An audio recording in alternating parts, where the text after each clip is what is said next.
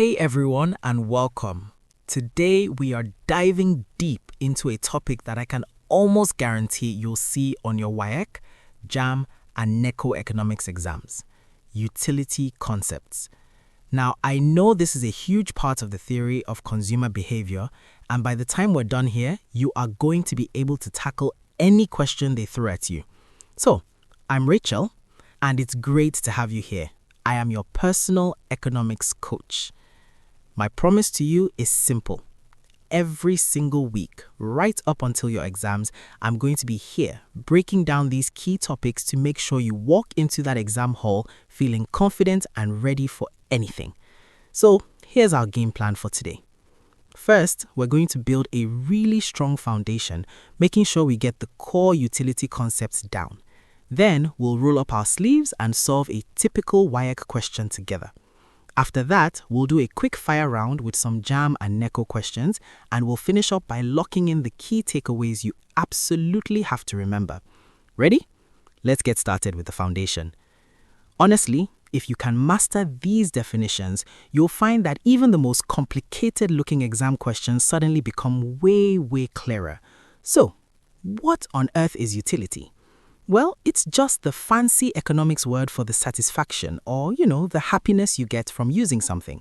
Think about that feeling of drinking a cold bottle of water on a really hot day. That feeling? That's utility. And it's how economists figure out why we choose to buy one thing instead of another. Okay, so utility gets broken down into three key types you've got to know. First up, we have total utility, or TU. That's the overall satisfaction you get from everything you've consumed. Then there's average utility, AU, which is just your total utility divided by how many units you had.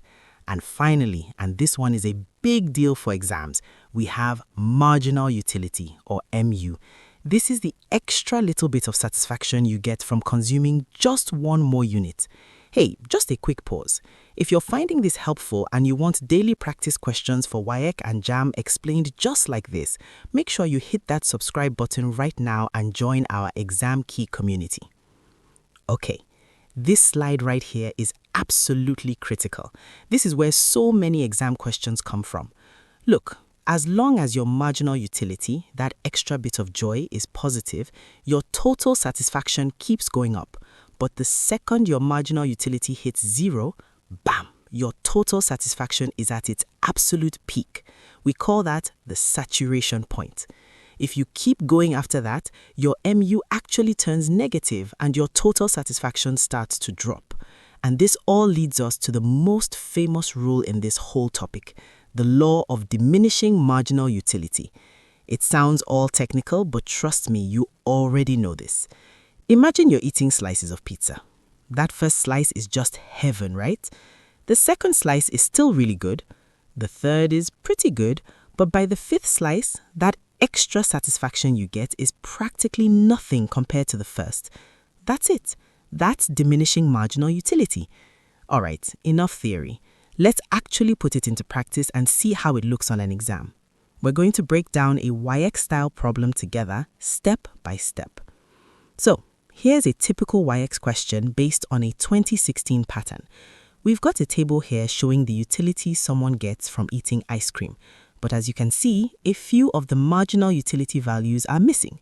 Our job is to calculate P, Q, R, and S, find the point where total utility is at its maximum, and then just state the law we just talked about. Let's do it. So, to find that marginal utility, all we have to do is find the change in total utility from one unit to the next. Let's walk through it. For P, we take the TU at unit 2, which is 19, and subtract the TU from unit 1, which is 10. Simple. That gives us 9. Now for Q, it's the TU of unit 4 minus the TU of unit 3. So 30 minus 27 equals 3. For R, it's 31 minus 30, which gives us 1. And now watch out for S. This one is a tricky one. It's 29 minus 31, which gives us negative 2. That's where disutility kicks in. Okay, on to part B. At what point is total utility at its maximum? All you have to do is look down that TU column for the biggest number, And right there, you can see it plain as day. The highest value is 31, and that happens at 5 units. This is a perfect example of what we talked about. See how the very next unit, unit 6, makes the total utility fall? That's because the marginal utility just went negative. See, when you break it down like that, even these table questions are pretty straightforward. If you want more detailed walkthroughs just like this one, seriously, make sure you're subscribed to Exam KP. That way you'll never miss a lesson. Awesome. Now let's switch gears and look at JAMB and NECO. Their questions are usually multiple choice, and they love to test how well you know your definitions and the relationships between these concepts. Let's do a little rapid fire round. Okay, here's a JAMB style question following a 2015 pattern. Have a look. In the theory of consumer behavior, the sum of all marginal utilities is... What do you think? This one's testing that correlation between MU and another big concept, and the correct answer is... See it. Total utility, absolutely.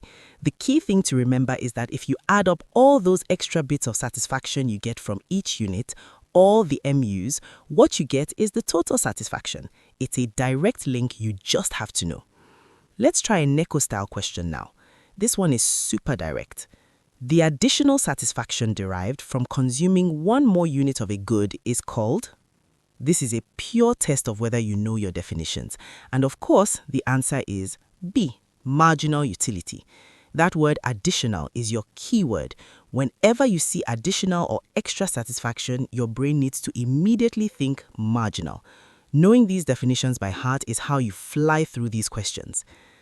Okay, wow, we have covered a lot. So let's just boil it down to the absolute essentials.